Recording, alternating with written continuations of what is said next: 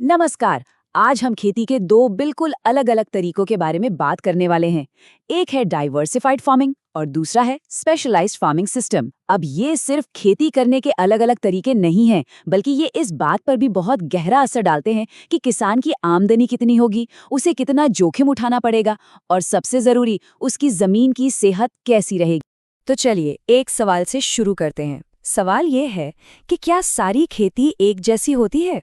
मतलब ऊपर ऊपर से देखें तो शायद यही लगे, है ना, कि भाई खेत है, फसल उग रही है, बस यही तो है खेती। पर सच पूछिए तो जब आप इसकी तह में जाएंगे ना, तो पता चलेगा कि अलग अलग खेती के तरीकों में जमीन आसमान का फर्क होता है। और ये फर्क हम पहचानते कैसे हैं? इसका सबसे बुनियादी तरीका है आमदनी को देखना। जी हाँ, कोई भी फार्म किस कैटेगरी में आएगा, ये इस बात पर निर्भर करता है कि उसकी जो टोटल कमाई हो रही है, उसका कितना हिस्सा किस चीज से आ रहा है, चाहे वो कोई एक खास फसल हो, पशुपालन हो या फिर कुछ और। ठीक है, तो सबसे पहले बात करते हैं पहले सिस्टम की, स्पेशलाइज्ड फार्मिंग। इसे आप कह सकते हैं एक की शक्ति। जैसा नाम से ही पता चल रहा है, यहाँ सारा का सारा जोर सिर्फ एक ही चीज पर होता है। तो स्पेशलाइज्ड फार्मिंग आखिर है क्या?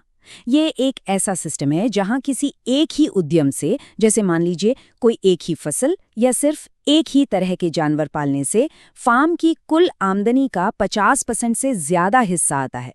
मतलब पूरा का पूरा फार्म बस उसी एक चीज को बनाने में लगा रहता है। ये नंबर याद रखिएगा, 50% से ज्यादा। यही है स्पेशलाइज्ड फार्मिंग का गोल्डन रूल। अगर कमाई का आधे से ज्यादा हिस्सा किसी एक ही जगह से आ रहा है, तो समझ लीजिए वो स्पेशलाइज्ड फार्मिंग है। अब जरा इसकी खासियतों पर गौर करते हैं। सबसे पहली बात, फोकस। सारा ध्यान बस एक ही प्रोडक्ट पर, जैसे कि सिर्फ गन्ना उगाना। जाहिर है, इसके लिए बहुत गहरा ज्ञान और खास स्किल्स चाहिए।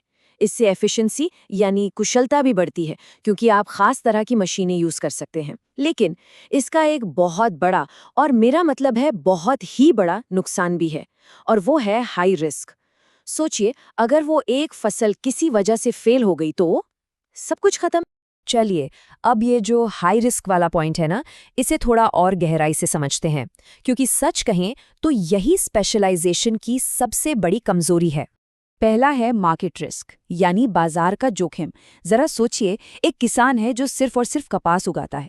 अब अगर किसी भी वजह से दुनिया के बाजार में कपास की कीमतें धड़ाम से नीचे गिर गईं, तो उस किसान की तो साल भर की मेहनत पर पानी फिर जाएगा। क्यों? क्योंकि उसके पास बेचने के लिए कोई दूसरी बैकअप फसल है ही नहीं। दूसरा है प्रोडक्शन रिस्क, यानी उत्पादन का जोखिम। देखिए, जब आप बड़े बड़े खेतों में दूर दूर तक एक ही तरह की फसल लगाते हैं, तो वो उस फसल पर लगने वाले कीड़ों और बीमारियों के लिए एक तरह से all you can eat buffet बन जाता है। एक कीड़े का हमला, जैसे कपास में बोलवर्म का, पूरी की पूरी फसल तबाह कर सकता है। क्यों? क्योंकि उसे रोकने के लिए वहां कोई और किस्म की फसल है ही नहीं। और तीसरा जोखिम है क्लाइमेट का, यानी जलवायु का। देखिए, हर फसल को एक खास तरह का मौसम चाहिए होता है। स्पेशलाइज्ड फार्मिंग में अगर उस एक फसल के लिए मौसम ने साथ नहीं दिया, मान लीजिए धान के लिए मॉनसून देर से आया, तो पूरा का पूरा सीजन ही बर्बाद हो जाता है। नुकसान को कम करने के लिए खेत में कोई दूसरी सूखा झेलने वाली फसल होती ही नहीं है। तो भाई, स्पेशलाइजेशन के इन सारे जोखिमों का हल क्या है? चलिए अब देखते हैं दूसरे सिस्टम को, डाइवर्सिफाइड फार्मिंग, यानी विविधता में ही शक्ति है। डाइवर्सिफाइड फार्मिंग, जिसे कई लोग मिक्स्ड फार्मिंग भी कहते हैं, वो एक ऐसा सिस्टम है जहां कोई भी एक उद्यम कुल आमदनी में 50% से ज्यादा का योगदान नहीं देता। इसमें कई तरह की फसलें उगाई जाती हैं और साथ में पशुपालन भी किया जा सकता है। यह नियम बिल्कुल उलट है। कोई भी एक सोर्स कमाई का 50% से ज्यादा नहीं होगा। यहाँ आमदनी कई अलग अलग दरवाजों से आती है, जिससे एक बढ़िया बैलेंस बना रहता है। अब इसकी खासियतें देखिए। इसमें एक दूसरे पर निर्भरता होती है। जैसे गाय का गोबर फसलों के लिए खाद बन जाता है, और फसल कटने के बाद बचा भूसा गाय के चारे का काम करता है। रिस्क भी कम हो जाता है। अगर एक फसल खराब हो भी गई, तो दूसरी फसलों या जानवरों से आमदनी आ जाती है।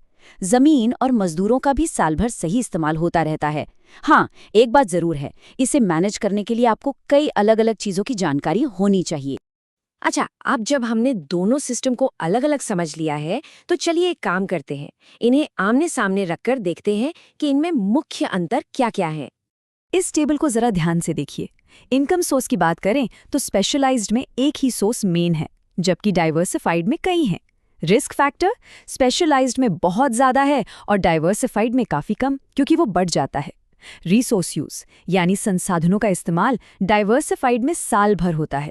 और सबसे ज़रूरी बात, मिट्टी की सेहत। स्पेशलाइज्ड फार्मिंग में एक ही फसल बार बार उगाने से मिट्टी के पोषक तत्व खत्म होने लगते हैं, जबकि डाइवर्सिफाइड फार्मिंग में फसल बदलते रहने से और गोबर की खाद से मिट्टी की उपजाऊ शक्ति बनी रहती है। और ये जो मिट्टी की सेहत वाली बात है ना, ये हमें एक बहुत ही ज़रूरी मुद्दे पे ले आती है, सस्टेनेबिलिटी यानी टिकाऊपन। क्या हम इस तरह से खेती कर सकते हैं जो हमारे पर्यावरण को बिना कोई नुकसान पहुंचाए हमेशा चलती रहे? ये स्लाइड दोनों सिस्टम्स के बीच की सोच का जो फर्क है ना, उसे बहुत ही शानदार तरीके से दिखाती है। स्पेशलाइज्ड फार्मिंग भागती है एफिशिएंसी के पीछे, मतलब ज्यादा से ज्यादा पैदावार। वहीं डाइवर्सिफाइड फार्मिंग प्राथमिकता देती है स्टेबिलिटी और सस्टेनेबिलिटी को, यानी स्थिरता और टिकाऊपन को। ज्यादा पैदावार की इस दौड़ की कीमत अक्सर हमारे पर्यावरण को चुकानी पड़ती है। एक ही फसल बार बार उगाने से मिट्टी के पोषक तत्व खत्म हो जाते हैं। कीड़ों को मारने के लिए कीटनाशकों का इस्तेमाल बढ़ता ही जाता है और बायोडाइवर्सिटी यानी जैव विविधता का इतना नुकसान होता है कि खेत एक जैविक रेगिस्तान जैसा बन जाता है। वहीं दूसरी तरफ डाइवर्सिफाइड फार्मिंग प्रकृति से सीखती है। यहाँ कुछ भी बेकार नहीं जाता। एक चीज का कचरा दूसरी चीज के लिए खाना बन जाता है। इस साइकिल को देखिए, फसल के जो अवशेष बचे वो पशुओं का चारा बन गए। पशुओं ने जो गोबर दिया वो खेत के लिए बेहतरीन खाद बन गया और उसी खाद से फिर से हरी भरी फसलें उगाईं। ये एक बहुत ही सुंदर और आत्मनिर्भर साइकिल है। चलिए अब इस पर थोड़ा और फोकस करते हैं कि आखिर ये जो विविधता है ये मिट्टी की सेहत को ठीक कैसे करती है। इसके 3 मुख्य तरीके हैं। पहला, दालों वाली जो फसलें होती हैं वो हवा से नाइट्रोजन लेकर जमीन को कुदरती तौर पर उपजाऊ बनाती हैं। दूसरा, जानवरों का गोबर मिट्टी में ह्यूमस यानी जैविक पदार्थ को बढ़ाता है। ये मिट्टी के लिए एक स्पंज की तरह काम करता है, जिससे मिट्टी ज्यादा पानी सोखती है और नमी बनाए रखती है। और तीसरा, जब खेत में अलग अलग तरह की फसलें होती हैं तो मिट्टी कभी भी पूरी तरह से खाली नहीं रहती, जिससे हवा और पानी से होने वाला मिट्टी का कटाव भी रुकता है। अब इससे पहले कि हम इसे समाप्त करें, एक बहुत ज़रूरी फ़र्क समझना होगा। कई बार लोग डाइवर्सिफाइड फार्मिंग और क्रॉप डाइवर्सिफिकेशन को एक ही चीज़ समझ लेते हैं, पर असल में ये अलग अलग हैं। देखिए, डाइवर्सिफाइड फार्मिंग एक पूरा का पूरा सिस्टम है जिसका दायरा बहुत बड़ा है। इसमें फसलें, जानवर, मुर्गी पालन सब कुछ आ सकता है और इसकी पहचान होती है आमदनी के हिस्से से। वहीं क्रॉप डाइवर्सिफिकेशन सिर्फ एक स्ट्रैटेजी है, एक तरीका जो सिर्फ फसलों पर फोकस करता है। इसका मेन मकसद होता है मिट्टी की सेहत को सुधारना और कीड़ों के साइकिल को तोड़ना। और ये जो लाइन है ये पूरी बात का सार है। हर डाइवर्सिफाइड फार्मिंग में विविधीकरण यानी डाइवर्सिफिकेशन तो होता ही है, लेकिन क्रॉप डाइवर्सिफिकेशन एक डाइवर्सिफाइड फार्म का सिर्फ एक हिस्सा मात्र है। तो आखिर में हमारे सामने ये एक बड़ा सवाल आकर खड़ा हो जाता है, हमारे भविष्य की खेती आखिर कैसी होनी चाहिए?